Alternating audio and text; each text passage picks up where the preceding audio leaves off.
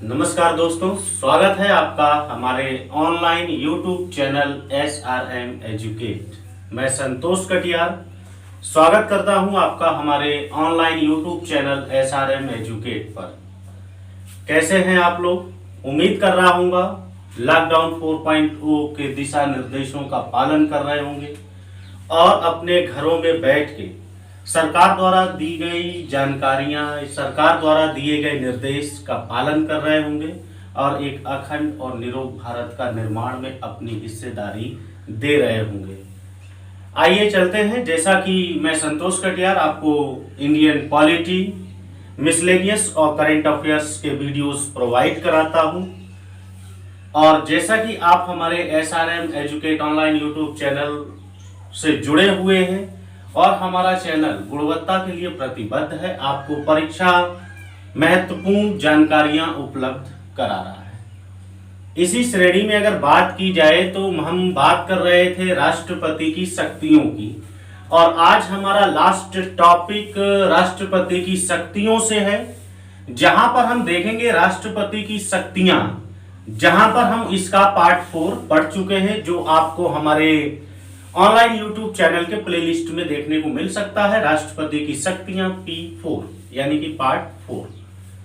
इसी क्रम में अगर आज बात की जाए तो हम बात करेंगे राष्ट्रपति की शक्तियों की। जैसा कि आप जानते हैं कि पहले तो जल्दी से जल्दी आप लोग वीडियो को शेयर कर दें, जिससे कि अधिक से अधिक स्टूडेंट्स यहां पर जुड़ सके और हमारे वीडियोस का लाभ उठा सके। आप लोग लाइक, शेयर, सब्सक्राइब में कोई भी कंजूसी ना किया करिए, क्योंकि हम आपके लिए मेहनत करते हैं और आपका एक लाइक, एक शेयर हमको ऊर्जावान बनाता है अपने कर्तव्यों का निर्वहन करने में। तो हम बात कर रहे हैं राष्ट्रपति की शक्तियों की। जैसा कि आप जानते हैं, आपके मन में सवाल बनते होंगे और परीक्षाओं में ये सवाल काफी बार पूछे जाते हैं, जैसे वीटो शक्ति क्या है, वीटो शक्तियां कितने प्रकार की हैं, अध्यादेश क्या है, सैन्य शक्ति क्या है, आपातकालीन शक्ति क्या है, यानी कि हम उन तमाम शक्तियों की बात करेंगे जो हमारा पार्ट 4 में बच गया था और पार्ट 4 में समाप्त होगा। तो आइए शुरुआत करते हैं राष्ट्रपति की शक्तियों की। तो आइए बात करते हैं राष्ट्रपति की सबसे पहले इंपॉर्टेंट शक्ति, जिसको आप कहते हैं वीटो शक्ति। जी हां, अगर बात की जाए मित्रों राष्ट्रपति की शक्तियों की, तो यहां पर आपने देखा कि एक शक्ति आती है जिसको आप बोलते हैं वीटो शक्ति। वीटो शक्ति। अब बात ये सामने आती है कि ये जो वीटो शक्ति है मित्रों, ये वीटो शक्ति भारतीय संविधान के किस अनुच्छेद में है? तो आप कहते हैं कि वीटो शक्ति भारतीय संविधान के अनुच्छेद 111 में है। 111। जी हां, यानी कि हमने यहां से एक पॉइंट देखा कि राष्ट्रपति की वीटो शक्ति किसमें है? आर्टिकल 111 यानी कि 111 में बताई गई है। अब दूसरा प्रश्न हमसे यह पूछा जाता है, यहां पर मित्रों प्रश्न के ही माध्यम से पूरा राष्ट्रपति का सेक्शन समाप्त होने पर आ गया है। यानी कि यहां पर बात की जा रही है परीक्षा उपयोगी प्रश्नों की, जो आपके लिए इंपॉर्टेंट साबित हो सकते हैं। बड़े ही ध्यान से वीडियो को देखिए और बहुत ही इंजॉय के साथ राष्ट्रपति के कंटेंट को कंप्लीट कीजिए। आइए देखते हैं। अगर दूसरा प्रश्न पूछा जाए कि ये शक्तियां कितने प्रकार की हैं, तो आप कहते हैं कि ये शक्तियां 3 प्रकार की हैं। यहां से क्या निकल के आया? 3 प्रकार। जी हां, 3 प्रकार सामने निकल के आया। अब मित्रों बात की जाए कि ये 3 प्रकार कौन कौन से हैं और आखिर उन प्रकारों में किस प्रकार का प्रावधान किया गया है, तथा राष्ट्रपति जहां आर्टिकल 74 अपने समस्त कार्य मंत्रिपरिषद की सलाह पर करता है, वहीं पर यहां पर वीटो शक्ति देने की क्या बात हुई, आखिर ये शक्तियां क्यों प्राप्त की गई हैं। आइए देखते हैं। इसी क्रम में राष्ट्रपति की वीटो शक्तियां जहां पर आर्टिकल 111 एंड इसके टाइप्स देखेंगे तो 3 टाइप्स में बताई गई हैं। वहीं पे हम देखने चल रहे हैं इसका पहला प्रकार, जिसको आप बोलते हैं अत्यंतिक वीटो। अत्यंतिक वीटो। जी हां, अत्यंतिक वीटो, इसका पहला प्रकार हमने देखा अत्यंतिक वीटो। अब मित्रों बात की जाए कि आत्यंतिक वीटो क्या है, तो यह इसका पहला प्रकार है। राष्ट्रपति की शक्तियों में, वीटो शक्तियों में पहला प्रकार है। यहां पर मैं आपको बता दूं कि आप नोट्स, कॉपी, कलम सब लेकर बैठा करें, क्योंकि यहां पर एक शॉर्ट नोट्स प्रोवाइड किया जा रहा है। आपको कंटेंट को शामिल करना है, अपने नोटबुक में स्थान देना है। हमारी एसआरएम एजुकेट की टीमें जो प्रकार से काम कर रही हैं, आप उस काम को अपने कॉपी में नोट डाउन भी करते चलेंगे। आगामी भर्ती परीक्षाओं में आपका सिलेक्शन 100% है, इस उम्मीद के संग आइए चलते हैं आगे। आत्यंतिक वीटो की अगर बात की जाए मित्रों, तो जैसा कि आप जानते हैं, इससे पहले की एक छोटी सी थ्योरी हम समझते हैं। जैसा कि आप देख रहे हैं कि हमारे केंद्र सरकार यानी कि हमारी पार्लियामेंट्री सिस्टम जो है, वहां पर किस प्रकार के प्रावधान है उसको हम देखते हैं। यहां पर जब आप देख रहे हैं कि हमारे पास दो सदन हैं, एक लोकसभा है और दूसरा राज्यसभा है। जी हां, हमारे पास दो सदन है, एक लोकसभा है और एक राज्यसभा है। यानी कि कोई भी बिल जब भी आएगा तो लोकसभा से होता हुआ राज्यसभा में जाता है। अब राज्यसभा उसको भेजता है किसके पास, तो हम कहते हैं इसको भेजता है प्रेसिडेंट ऑफ इंडिया अर्थात भारत के राष्ट्रपति महोदय के पास। कोई भी बिल आया, लोकसभा से होता हुआ राज्यसभा में गया और राज्यसभा में जाने के बाद पहुंचता है राष्ट्रपति महोदय के पास। अब राष्ट्रपति महोदय के पास ये अथॉरिटी है कि इस बिल को पारित करे या पारित ना करे। आइए देखते हैं कि उस बिल को पारित करने या ना करने में राष्ट्रपति महोदय किस प्रकार से अपनी शक्तियों का इस्तेमाल करते हैं। उसी क्रम में हमने देखा एक शक्ति जिसको हम बोलते हैं आत्यंतिक वीटो। जी हां, उसको क्या बोलते हैं, आत्यंतिक वीटो। अब मित्रों आत्यंतिक वीटो में क्या होता है कि जब कोई भी बिल राज्यसभा लोकसभा से होता हुआ राष्ट्रपति महोदय के पास पहुंचा और राष्ट्रपति अगर आत्यंतिक वीटो शक्ति का इस्तेमाल करना चाहते हैं, तो मित्रों राष्ट्रपति महोदय उस बिल को मना कर देंगे। जी हां, सही सुन रहे हैं आप, यानी कि मना कर देना, मना कर देना, उस बिल को क्या कर देना, मना कर देना। पूर्णतः यह कह देना कि नहीं, इसको पास नहीं किया जाएगा। यानी कि आत्यंतिक वीटो में किसी भी बिल को राष्ट्रपति महोदय मना कर देते हैं। क्या करते देते हैं, मना कर देते हैं। यही कौन सी शक्ति कहलाती है, आत्यंतिक वीटो की शक्ति मित्रों कहलाती है। बहुत ही स्पेशल कॉन्सेप्ट है ये आपके लिए, आप लोग को बहुत ही मेहनत के संग पढ़ना है। जो लोग अभी तक नहीं जुड़े हैं जल्दी से जल्दी उनको जोड़िए, वीडियोस को शेयर कीजिए, क्योंकि आज का लेक्चर बहुत ही इंपॉर्टेंट साबित होने वाला है। ज्यादा से ज्यादा संख्या में जुड़ें और लेक्चर का लाभ उठाएं। और जो भी स्टूडेंट नए हमारे यूट्यूब चैनल से जुड़ रहे हैं, हमारे चैनल को सब्सक्राइब करें, ब्लैक बेल आइकन को दबाएं, जिससे कि हमारे चैनल की नोटिफिकेशन उनके पास समय से पहुंच सके। आइए, तो मैंने देखा कि मना कर देना आत्यंतिक वीटो की शक्ति है, मना कर देना। अब हम देखेंगे कि इसका एग्जाम्पल क्या है। मित्रों यहाँ पर एग्जाम्पल भी आपसे पूछा जा सकता है, तो यहाँ पर देखते हैं एग्जाम्पल क्या है। तो एग्जाम्पल में हम कह सकते हैं कि इस शक्ति का इस्तेमाल 1954 में किया गया था। कब किया गया था, 1954 में।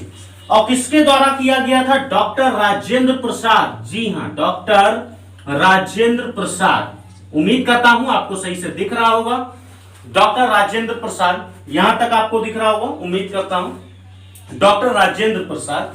और डॉक्टर राजेंद्र प्रसाद ने 1954 में आत्यंतिक वीटो का इस्तेमाल किया। किसके ऊपर, पेप्सू अधिनियम, पेप्सू अधिनियम, PSU। जी हां, पेप्सू अधिनियम पर इसका इस्तेमाल किया, जिसको आप बोलते हैं Patiala and East Punjab state union. जी हां, पेप्सू के ऊपर किया गया और यह कहा गया कि यह बिल अभी लागू नहीं किया जा सकता, क्योंकि जैसा कि आप जानते हैं उस समय में राष्ट्रपति शासन चल रहा था। तो यह था हमारा आत्यंतिक वीटो, यानी कि राष्ट्रपति महोदय पूरी तरीके से मना कर देते हैं, आत्यंतिक वीटो की शक्ति कहलाती है। जल्दी से स्क्रीनशॉट लें, चलते हैं अपने नेक्स्ट आर्टिकल की तरफ, जिसको आप कहते हैं नेक्स्ट वीटो शक्ति निलंबनकारी वीटो शक्ति। जल्दी से स्क्रीनशॉट लें, फिर इसको देखते हैं। नेक्स्ट हम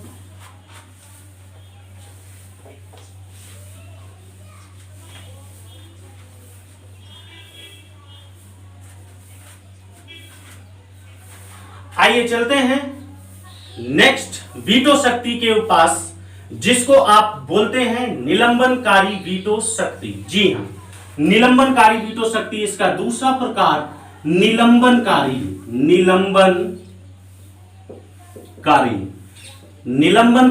वीटो शक्ति। जी हां, निलंबनकारी वीटो शक्ति यह किस प्रकार की शक्ति है? तो सबसे पहले हमने देखा ये दूसरा प्रकार है इसका। कैसा प्रकार है मित्रों? ये इसका दूसरा प्रकार है। अब इस दूसरे प्रकार के अंतर्गत क्या होगा, इसको जानने के लिए आइए आगे देखते हैं। जैसा कि आप जानते हैं, मैं आपको यहां पर रूपरेखा समझा चुका था। यहां पर एक बॉडी स्ट्रक्चर में बना दे रहा हूं परमानेंट के लिए। जैसे कि आपने देखा कि लोकसभा और राज्यसभा से होता हुआ कोई भी बिल पहुंचता है हमारे प्रेसिडेंट ऑफ इंडिया के पास। अब वो बिल को क्या करें क्या ना करें, ये प्रेसिडेंट ऑफ इंडिया के ऊपर निर्धारित करता है। ये प्रेसिडेंट ऑफ इंडिया की अथॉरिटी है कि वह उस बिल को हाँ करेंगे या ना करेंगे, या किस प्रकार से उस बिल को आगे बढ़ाएंगे।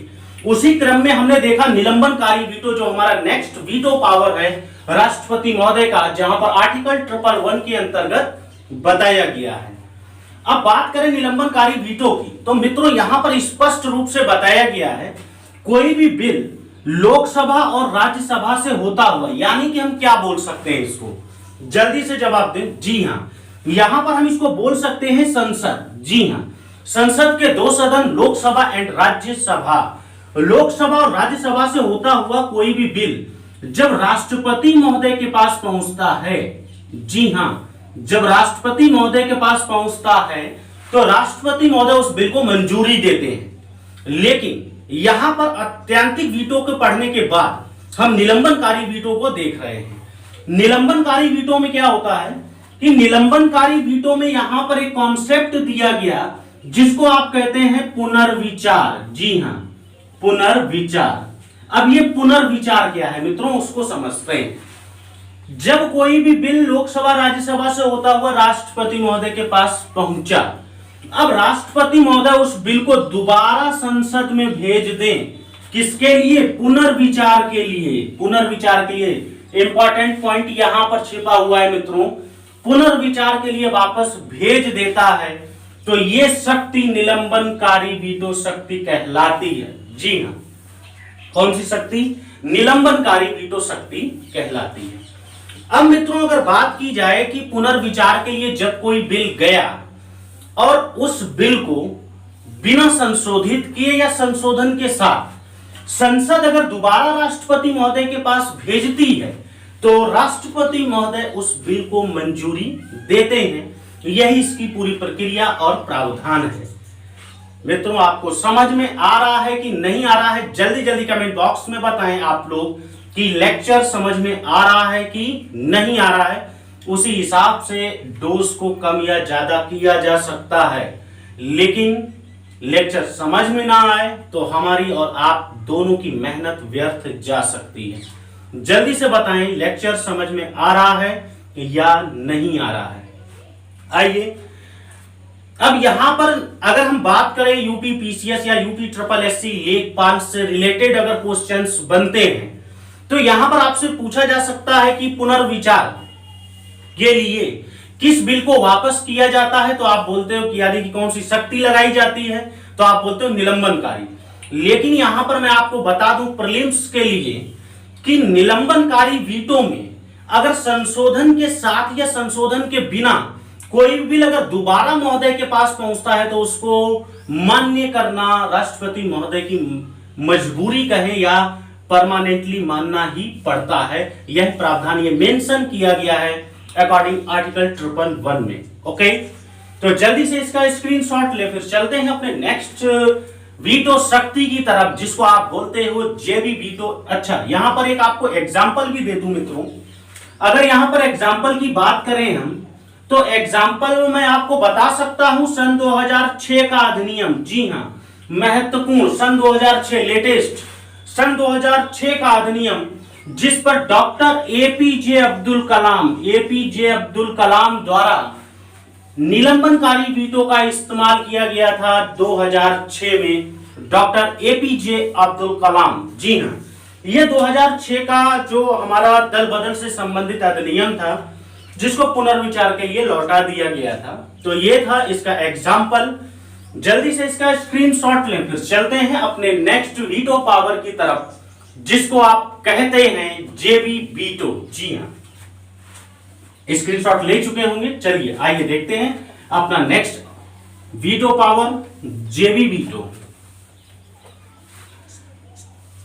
यहां पर एक बेहतर कॉन्सेप्ट के साथ आपको इंडियन पॉलिटी प्रोवाइड कराई जा रही है और समस्त हमारी टीम के द्वारा पूरी तरीके से पुरजोर मेहनत के संग अपने अपने सब्जेक्ट्स को प्रोवाइड कराया जा रहा है। और हमारे जितने भी फैकल्टीज हैं, जितने भी हमारे टीम मेंबर्स हैं, अपने अपने सब्जेक्ट में बहुत ही विशेषज्ञ हैं, एक तरीके से मैं बोल सकता हूं, और आपको एक बेहतर कंटेंट प्रोवाइड करा रहे हैं। तो एक उम्मीद के संग आप लोग जुड़े रहें। हम विश्वास दिलाते हैं कि आपको बहुत ही ऑथेंटिक जानकारियां प्रदान कराई जा रही हैं। आइए चलते हैं अपना नेक्स्ट वीटो। मित्रों, यहीं पर एक सवाल आया हमारे सामने, आप लोग के माइंड में बना कि नहीं बना, आई डोंट नो, बट एक सवाल यहां से सामने आया कि सर ये बताइए, जब वीटो पावर राष्ट्रपति महोदय को दिया गया है, तो सर एक बात आती है सामने, आर्टिकल 74 का क्या उद्देश्य रह गया, जहां पर आर्टिकल 74 ये कहता है कि राष्ट्रपति अपने जितने भी काम हैं वो किनकी सलाह पर करेगा, मंत्रिपरिषद की सलाह पर करेगा, प्रधानमंत्री की सलाह पर करेगा। बट ये वीटो शक्ति फिर क्यों दी गई? जब राष्ट्रपति को मना ही करना है तो वो उनकी बात कहां मान रहा है? ये सवाल आपके माइंड में बना होगा, ये सवाल बनना लाजमी है। आप लोग थोड़ा डेप्थ में पढ़िए, हमारे पास बहुत समय है। ये वैश्विक आपदा कोरोना वायरस कोविड-19 ने हमको समय के अलावा कुछ नहीं दिया है, समय दुख बस। लेकिन आप अपने घरों में रह के दुख को भूलिए और समय का सही सदुपयोग करिए, एक पारंगत योद्धा की तरह अपनी रणनीति बनाइए और सब्जेक्ट को तैयार कीजिए। तो मैं अगर आपको बताऊं कि हमारे यहां जो भी बिल लाए जाते हैं, जरूरी नहीं कि वो बिल सरकारी बिल हो, गैर सरकारी बिल भी लाए जाते हैं, और गैर सरकारी बिल पे राष्ट्रपति महोदय अपनी शक्तियों का इस्तेमाल करते हैं।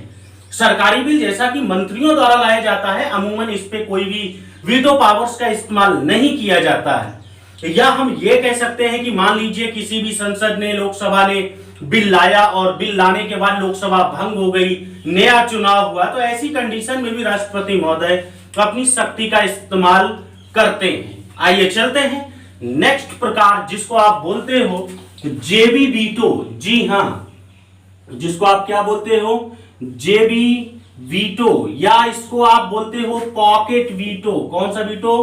Pocket veto. जी हां, दोनों ही नाम महत्वपूर्ण हैं, जेबी वीटो या पॉकेट वीटो। अब जेबी वीटो या पॉकेट वीटो में क्या होता है, आइए उसको समझते हैं।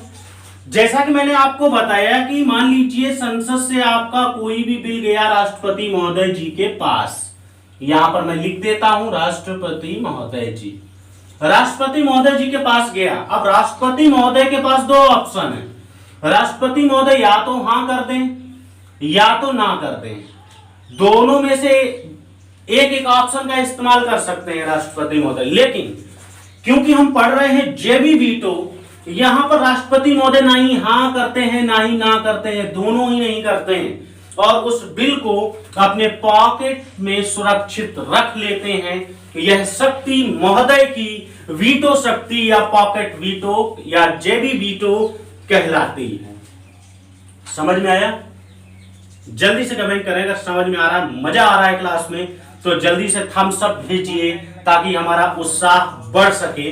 तो यहां पर हम देख रहे हैं कि महोदय जी ने ना ही हां किया और ना ही ना किया, और सुरक्षित उस बिल को अपने पास रख लिया। इस प्रकार की शक्ति हमारी पॉकेट वीटो शक्ति कहलाती है, जो कि भारतीय संविधान के अनुच्छेद 111 के अंतर्गत मेंशन की गई है।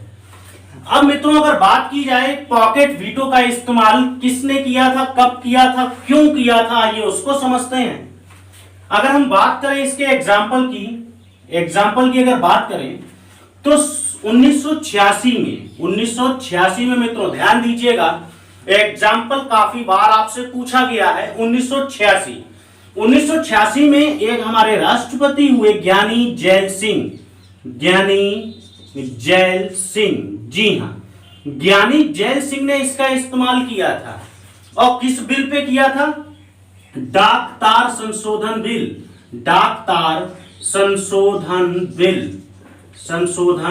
बिल पे इसका इस्तेमाल किया था। यानी कि डाक तार संशोधन अधिनियम 1986 ज्ञानी जैल सिंह द्वारा इस शक्ति का इस्तेमाल किया गया। अब ये बिल था क्या मित्रों? जल्दी से कमेंट बॉक्स में बताइए अगर आपको मालूम है। आपको समय दे रहा हूं, जल्दी जल्दी बताइए। और जितने भी नए स्टूडेंट हैं आप लोग अपने कमेंट में जवाब देते रहे। जो सवाल आपसे पूछा गया, ये डाक तार संशोधन अधिनियम क्या है? और मेरी बात अन्य स्टूडेंट्स भी सुने जो न्यू हैं हमारे चैनल पे इस समय। हमारे चैनल को सब्सक्राइब करें, शेयर करें, लाइक करें, ताकि आपके पास हमारे चैनल द्वारा दी जा रही समस्त वीडियोस की नोटिफिकेशन आपके पास सही समय पर पहुंच सके। आइए देखते हैं, कुछ लोगों ने कोशिश भी की। डाक तार अधिनियम में ज्ञानी जैल सिंह ने इस शक्ति का इस्तेमाल किया, जिसको हम पॉकेट वीटो के नाम से जानते हैं। अब क्या है डाक तार संशोधन? यानी कि एक अधिनियम लाया गया जिसमें यह कहा गया कि जो भी डाक जाते हैं, जो भी चिट्ठियां जाती हैं, इन चिट्ठियों को डाकिया पढ़ सके सुरक्षा के दृष्टिकोण से कि उसमें क्या लिखा हुआ है। यानी कि सुरक्षा के दृष्टिकोण से हर एक चिट्ठी को खोल के पढ़ना इस अधिनियम में बात की गई थी, जो कि पूर्णतः गलत था। क्यों गलत था? According article 21 it's your fundamental right, प्राण और दैहिक स्वतंत्रता, निजता का अधिकार, यानी कि राइट टू प्राइवेसी एक्ट, इसके अंतर्गत इसका उल्लंघन कर रहा था। इसलिए डाक तार संशोधन अधिनियम को ज्ञानी जैल सिंह द्वारा अपने पॉकेट में रख लिया गया और ये आज तक उनकी पॉकेट में ही है, आज तक, यानी कि पारित नहीं हुआ। तो ये था मित्रों हमारा वीटो शक्ति। उम्मीद कर रहा हूंगा कि ये वीटो शक्ति आपको समझ में आई होगी। स्क्रीनशॉट ले लीजिए। चलते हैं अपने नेक्स्ट शक्ति की तरफ। तो वीटो शक्ति के बाद अब हमारा अगला चरण और अगली जो शक्ति होगी राष्ट्रपति की, वो होगी अध्यादेश जारी करने की शक्ति। जी हां, यानी कि अब हम देखने चल रहे हैं आर्टिकल 1, 2, 3। जी हां, 1, 2, 3 के अंतर्गत क्या बताया गया है मित्रों? अध्यादेश जारी करने की शक्ति। अध्यादेश जारी करने की शक्ति किसके पास है मित्रों? राष्ट्रपति महोदय के पास है अध्यादेश जारी करने की शक्ति। अध्यादेश क्या है? ये अध्यादेश कब जारी किया जाता है, किस आर्टिकल में है? यहीं से आपसे सवाल पूछे जाते हैं। अमूमन हमारे दिमाग में यहां पर एक सवाल बनता है, आगे देखते हैं उसको किस प्रकार का है। सबसे पहले जानते हैं अध्यादेश जारी करने की शक्ति अकॉर्डिंग आर्टिकल 1, 2, 3 123 क्या है। तो मित्रों यहां पर बात की जा रही है अध्यादेश जारी करने की शक्ति। और जैसा कि आप जानते हैं आपके पार्लियामेंट्री सिस्टम में 2 सदन है, जिसको आप बोलते हैं लोकसभा और राज्यसभा। क्या बोलते हैं? लोकसभा और राज्यसभा। अब लोकसभा राज्यसभा जब दोनों ही कार्य कर रहे होते हैं, तो हमारे यहाँ अमूमन रूप से बिल आते हैं, पारित होते हैं, कानून बनते हैं। यानी कि हम कह सकते हैं जो हमारी संसद है कानून का निर्माण करती है, और कानून का निर्माण करने के लिए लोकसभा और राज्यसभा दोनों की आवश्यकता पड़ती है। अब पता लगता है कि किसी भी कंडीशन से लोकसभा में कोई भी बिल लाया गया या राज्यसभा में लाया गया, सपोज दैट राज्यसभा में लाया गया, और राज्यसभा में बिल लाने के बाद पता लगता है कि लोकसभा कार्य ही नहीं कर रही है, लोकसभा सत्र में नहीं है। अब लोकसभा सत्र में नहीं है तो क्या होगा? सबसे बड़ा सवाल, यानी कि संसद का एक सदन सत्र में हो और संसद का दूसरा सदन सत्र में ना हो, तो ऐसी कंडीशन में क्या होगा? कानून बन पाएगा? जल्दी से जवाब दीजिए, हाँ या ना। कानून बनेगा कि नहीं बनेगा? कानून नहीं बनेगा। और जब कानून नहीं बनेगा तो देश कैसे चलेगा? क्योंकि देश को चलाने के लिए कानून बहुत ही महत्वपूर्ण है। अब आइए क्या होगा देखते हैं। यानी कि जब एक सदन कार्य में नहीं हो और दूसरा सदन कार्य में हो, या हम कह सकते हैं दोनों ही सदन कार्य में ना हो। अब दोनों ही सदन जब कार्य में नहीं होते हैं और देश में कोई ऐसी परिस्थिति विद्यमान हो जाए कि उस पर कानून बनाना बहुत ही आवश्यक हो जाए, तो ऐसी स्थिति में महोदय राष्ट्रपति महोदय इस्तेमाल करेंगे अपनी अध्यादेश की शक्ति 123, और 123 जैसे ही लागू किया जाएगा तुरंत ही दोनों सदन आएंगे और कानून बनाएंगे। यह है अध्यादेश जारी करने की शक्ति। अमूमन हम और आप जानते होंगे, कोई नई रॉकेट साइंस इसके पीछे नहीं है, ना ही कोई नई बात है। बहुतों के लिए नई बात होगी लेकिन आपके लिए नई बात नहीं है। अब बात आता है, यहां से दो सवाल बनते हैं। आप कहोगे कि सर ये बताइए कि अध्यादेश जारी करने की शक्ति तो है, ये तो हम जानते हैं, जब सदन कार्य में ना हो तब जारी किया जाता है अध्यादेश, 123 में आता हो। लेकिन सर हमको ये बताइए कि ये 6 माह वाला कॉन्सेप्ट क्या है, और सर हमको ये बताइए कि ये 6 सप्ताह वाला कॉन्सेप्ट क्या है। 6 माह और 6 सप्ताह वाला कॉन्सेप्ट क्या है सर जी, ये बताइए हमको। इसीलिए सर जी आए हैं बताने के लिए। आइए देखते हैं 6 माह और 6 सप्ताह क्या है। जैसा कि हम जानते हैं 6 माह अधिकतम अगर पूछा जाए तो आपका आंसर होगा 6 माह। यानी कि जब संसद का सत्र दोबारा लगे तो यह बिल दोनों ही सदनों से 6 सप्ताह के अंदर पारित होना चाहिए। न्यूनतम क्या है 6 सप्ताह, अधिकतम क्या है 6 माह। अब 6 सप्ताह 6 माह के पीछे की कहानी क्या है उसको समझिए आखिर क्यों ये करा गया है। तो देखिए मित्रों, 6 माह यानी कि आप जानते हैं कि संसद के 2 सत्रों के बीच कितने माह का समय होना चाहिए, 6 माह का समय होना चाहिए। यानी कि 6 माह में तो पारित होना ही चाहिए, ये अधिकतम है। ये बताया गया है कि लास्ट एट लास्ट 6 माह में होना चाहिए। 6 सप्ताह वाला क्या है, अब पता लगा कि ये है आपका राज्यसभा, ये है आपका लोकसभा। अब राज्यसभा चल रही थी, लोकसभा नहीं चल रही थी। अब पता लगा अध्यादेश के बाद कानून बना और कानून के बाद लोकसभा की पहली बैठक हुई, और लोकसभा की यहां पर लोकसभा होगा, लोकसभा की पहली बैठक हुई, पहली बैठक होगी उस दिन से 6 सप्ताह के अंदर, जी हां उस दिन से 6 सप्ताह के अंदर बिल पारित होना चाहिए, अदरवाइज बिल समाप्त माना जाएगा, डिस्ट्रॉय माना जाएगा। अधिकतम क्या है 6 माह है। तो यह था आपका अध्यादेश जारी करने की शक्ति जिसको बताया गया है आर्टिकल 1, 2, 3 के अंतर्गत। आइए देखते हैं राष्ट्रपति की नेक्स्ट शक्ति, इसका स्क्रीनशॉट ले लें। चलते हैं अपने नेक्स्ट अध्याय की तरफ।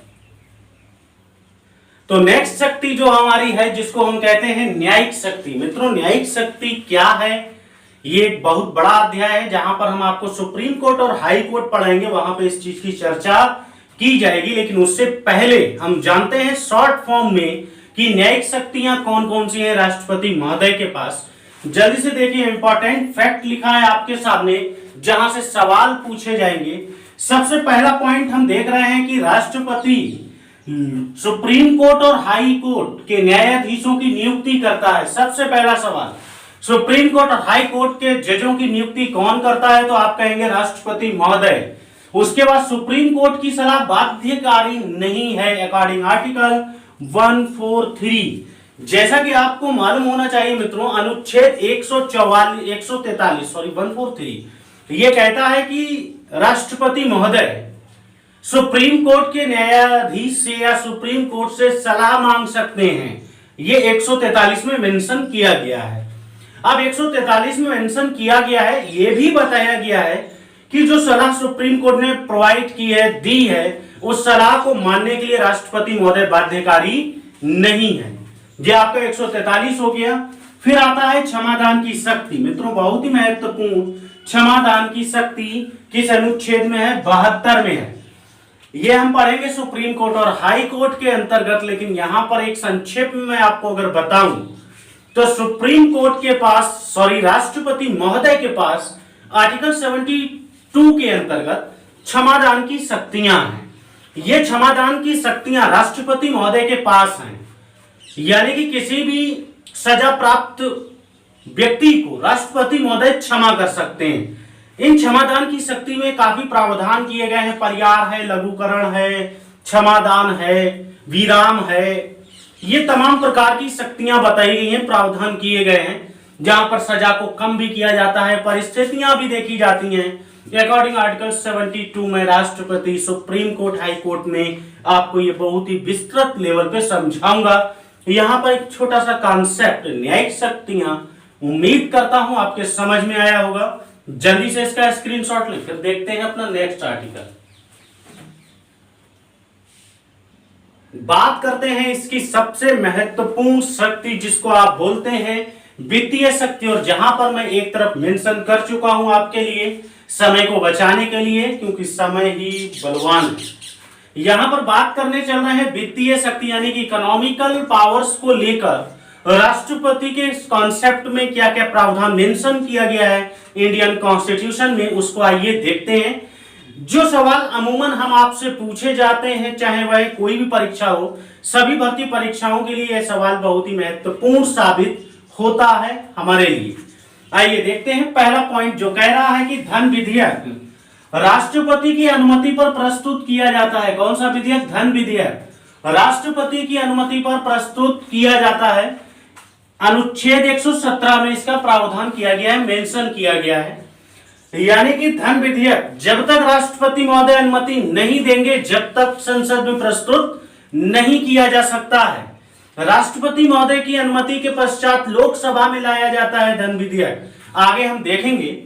आइए दूसरा पॉइंट देखते हैं, वित्त आयोग, यानी कि वित्त आयोग की स्थापना करने की शक्ति राष्ट्रपति की वित्तीय शक्ति है। किस अनुच्छेद के अंतर्गत? 280।